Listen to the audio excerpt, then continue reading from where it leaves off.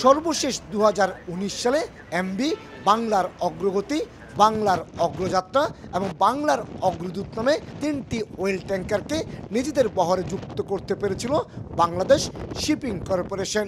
এর আগে 2018 সালে বহরে যুক্ত হয়েছিল বাংলার জয়যাত্রা এবং বাংলার অর্জন নামে 2টি বাল্ক ক্যারিয়ার।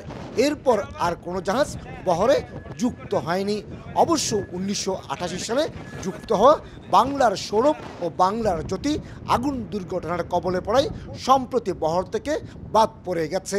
স্বাধীনতার পর 38টি জাহাজের বিশাল বহর নিয়ে যাত্রা শুরু হয়েছিল রাষ্ট্রায়ত্ত প্রতিষ্ঠান বাংলাদেশ শিপিং কর্পোরেশনের, কিন্তু কমতে কমতে এখন চলাচল উপযোগী জাহাজের সংখ্যা মাত্র 5টি। তবে এই বহরে নতুন 6টি জাহাজ যুক্ত হলে বাংলাদেশের সমুদ্র পরিবহন বাণিজ্যে নতুন দিগন্তের সূচনা হবে, এমনটি বলছেন ব্যবসায়ীরা। পরিকল্পনা অনুযায়ী একেবারে বাংলাদেশ শিপিং কর্পোরেশনের নিজস্ব অর্থায়নে 800 থেকে 850 কোটি টাকায় কেনা হবে 2টি বাল্ক ক্যারিয়ার।